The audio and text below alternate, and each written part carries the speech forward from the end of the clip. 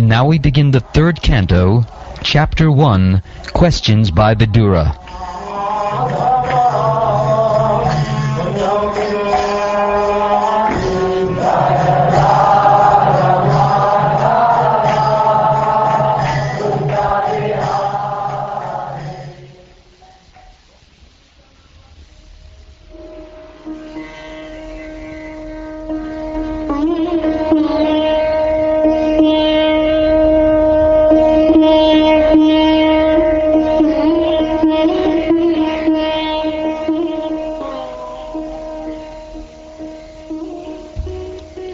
Shukdev Goswami said, after renouncing his prosperous home and entering the forest, King Vidura, the great devotee, asked this question of His Grace Maitreya Rishi. What else is there to say about the residential house of the Pandavas? Sri Krishna, the Lord of everything, acted as your minister. He used to enter that house as if it were his own, and he did not take any care of Duryodhana's house. The king asked Shukdev Goswami, where and when did the meeting and discussion take place between Saint Vidura and His Grace Maitreya Muni? Kindly oblige, my lord, and describe this to us. Saint Vidura was a great and pure devotee of the Lord, and therefore his questions to His Grace Rishi Maitreya must have been very purposeful on the highest level and approved by learned circles. Sri Suta Goswami said, the great sage Shukdev Goswami was highly experienced and was pleased with the king. Thus, being questioned by the king, he said to him, please hear the topics attentively. King Dhritarashtra became blind under the influence of impious desires to nourish his dishonest sons, and thus he set fire to the lacquer house to burn his fatherless nephews, the Pandavas. The king did not forbid his son Dushasan's abominable action of grabbing the hair of Draupadi, the wife of the godly king Yudhishthir, even though her tears washed the red dust on her breast. Yudhishthir, who was born without any enemy, was unfairly defeated in gambling. But because he had taken the vow of truthfulness, he went off to the forest. When he came back in due course and begged the return of his rightful share of the kingdom, he was refused by Dhritarashtra, who was overwhelmed by illusion. Lord Krishna was sent by Arjuna into the assembly as the spiritual master of the whole world, and although his words were heard by some, like Bhishma, as pure nectar, it was not so for the others, who were completely bereft of the last farthing of past pious works. The king Dhritarashtra, or Duryodhana, did not take the words of Lord Krishna very seriously. When Vidura was invited by his elder brother, Dhritarashtra, for consultation, he entered the house and gave instructions which were exactly to the point. His advice is well known, and instructions by Vidura are approved by expert ministers of state. Vidura said, you must now return the legitimate share to Yudhishthir, who has no enemies and who has been forbearing through untold sufferings due to your offenses. He is waiting with his younger brothers, among whom is the revengeful Bhima, breathing heavily like a snake. Surely you are afraid of him. Lord Krishna, the personality of Godhead, has accepted the sons of Pritha as his kinsmen, and all the kings of the world are with Lord Sri Krishna. He is present in his home with all his family members, the kings and princes of the Yadu dynasty, who have conquered an unlimited number of rulers, and he is their lord. You are maintaining offense personified, Duryodhana, as your infallible son, but he is envious of Lord Krishna. And because you are thus maintaining a non-devotee of Krishna, you are devoid of all auspicious qualities. relieve yourself of this ill fortune as soon as possible, and do good to the whole family.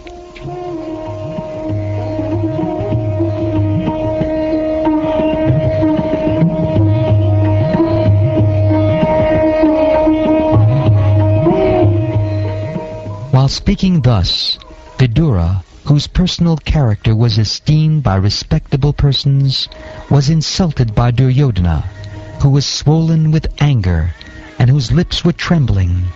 Duryodhana was in company with Karna, his younger brothers, and his maternal uncle Shakuni. Duryodhana said, "Who asked him to come here, this son of a kept mistress? He is so crooked that he spies in the interest of the enemy against those on whose support he has grown up. Toss him out of the palace and meet only his breath." Thus being pierced by arrows through his ears and afflicted to the core of his heart, Vidura placed his bow on the door and quit his brother's palace. He was not sorry, for he considered the acts of the external energy to be supreme. By his piety, Vidura achieved the advantages of the pious Kauravas. After leaving Hastinapur, he took shelter of many places of pilgrimages, which are the Lord's lotus feet. With a desire to gain a high order of pious life, he traveled to holy places where thousands of transcendental forms of the Lord are situated. He began to travel alone, thinking only of Krishna, through various holy places like Ayodhya, Dwarka, and Mathura. He traveled where the air, hill, orchard, river, and lake are all pure and sinless, and where the forms of the unlimited decorate the temples. Thus he performed the pilgrim's progress. While so traversing the earth, he simply performed duties to please the Supreme Lord Hari. His occupation was pure and independent. He was constantly sanctified by taking his bath in holy places, although he was in the dress of a mendicant and had no hair-dressing nor a bed on which to lie. Thus he was always unseen by his various relatives. Thus, when he was in the land of Bharatvarsha, traveling to all the places of pilgrimage, he visited Prabhasa Kshetra. At that time, Maharaj Yudhishthir was the emperor and held the world under one military strength and one flag. At the place of pilgrimage at Prabhasa, it came to his knowledge that all his relatives had died due to violent passion, just as an entire forest burns due to fire produced by the friction of bamboos. After this he proceeded west, where the river Sarasvati flows.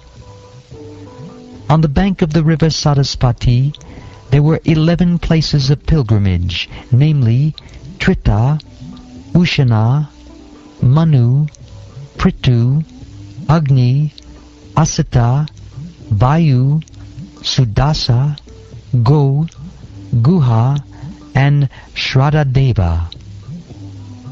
Vidura visited all of them and duly performed rituals. There were also many other temples of various forms of the Supreme Personality of Godhead, Vishnu, established by great sages and demigods.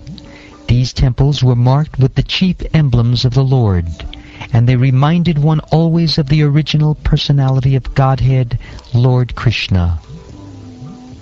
Thereafter he passed through very wealthy provinces like Surat, Sauvira, and Matsya, and through western India, known as Kurujangala.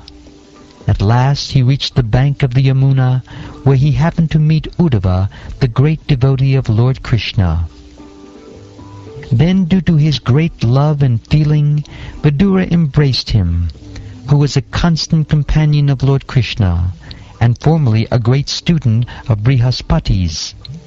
Vidura then asked him for news of the family of Lord Krishna, the personality of Godhead. He said, Please tell me whether the original personalities of Godhead, who incarnated themselves at the request of Brahma, who is born out of the lotus flower from the Lord, and who have increased the prosperity of the world by elevating everyone, are doing well in the house of Shurasena.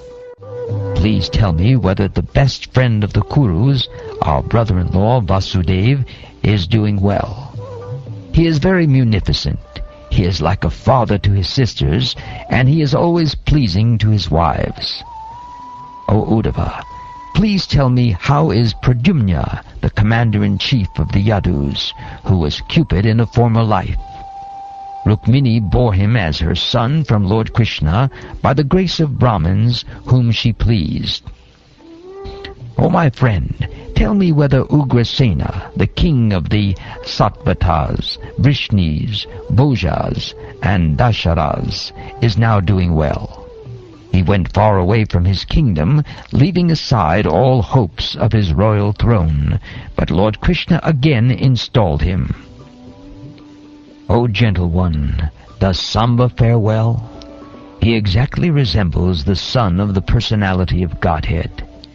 In a previous birth he was born as Kartikeya in the womb of the wife of Lord Shiva, and now he has been born in the womb of Jambavati, the most enriched wife of Krishna. O Uddhava, does Yuyudhana fare well? He learned the intricacies of the military art from Arjuna and attained the transcendental destination, which is very difficult to reach even for great renouncers. Please tell me whether Akrura, the son of Shvapalka, is doing well. He is a faultless soul surrendered unto the personality of Godhead. He once lost his mental equilibrium due to his ecstasy of transcendental love and fell down on the dust of a road which was marked with the footprints of Lord Krishna. As the Vedas are the reservoir of sacrificial purposes, so the daughter of King Devaka Bhoj conceived the Supreme Personality of Godhead in her womb, as did the mother of the demigods. Is she, Devaki, doing well? May I inquire whether Aniruddha is doing well? He is the fulfiller of all the desires of the pure devotees, and has been considered from yore to be the cause of the Rigveda, the creator of the mind and the fourth plenary expansion of Vishnu. O sober one, others such as Radhika, Charudeshna, Gada, and the son of Satyabhama, who accept Lord Krishna as the soul of the self, and thus follow his path without deviation, are they well? Also, let me inquire whether Maharaj Yudhishthira is now maintaining the kingdom according to religious principles, and with respect for the path of religion.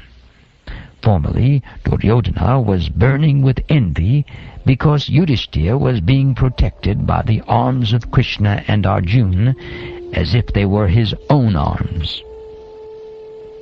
Please tell me whether the unconquerable Bhima, who is like a cobra, has released his long-cherished anger upon the sinners. The field of battle could not tolerate even the wonderful playing of his club when he stepped on the path. Please tell me whether Arjuna, whose bow bears the name Gandiva, and who is always famous amongst the chariot warriors for vanquishing his enemies, is doing well. He once satisfied Lord Shiva by covering him with arrows, when Shiva came as an unidentified false hunter. Are the twin brothers who are protected by their brothers doing well? Just as the eye is always protected by the eyelid, they are protected by the sons of Pritha, who snatched back their rightful kingdom from the hands of their enemy Duryodhana, just as Garuda snatched nectar from the mouth of Indra, the thunderbolt carrier.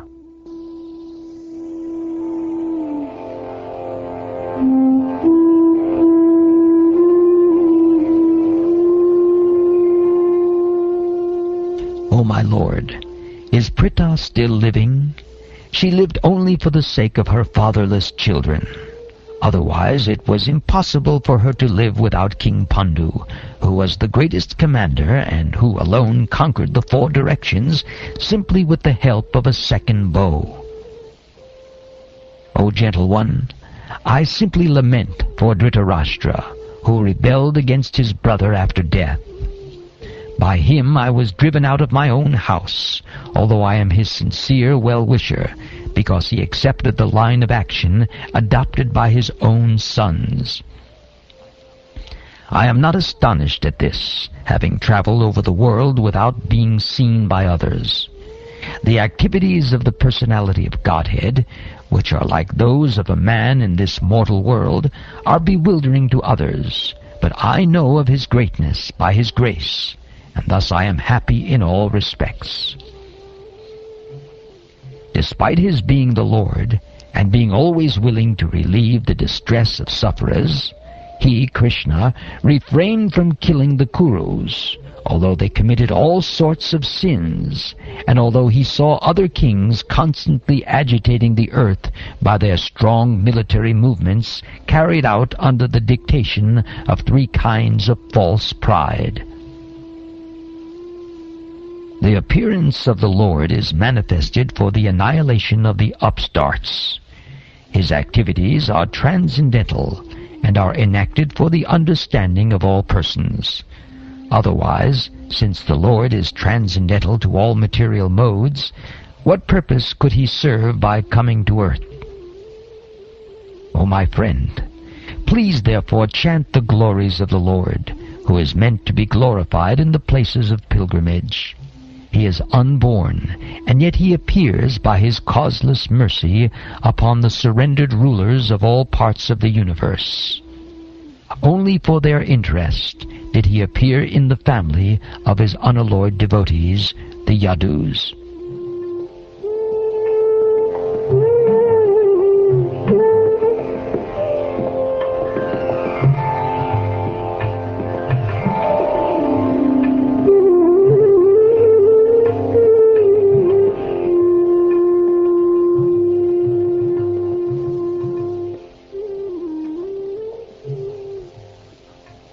Thus ends the first chapter of the 3rd canto of the Srimad Bhagavatam, entitled Questions by Vidura.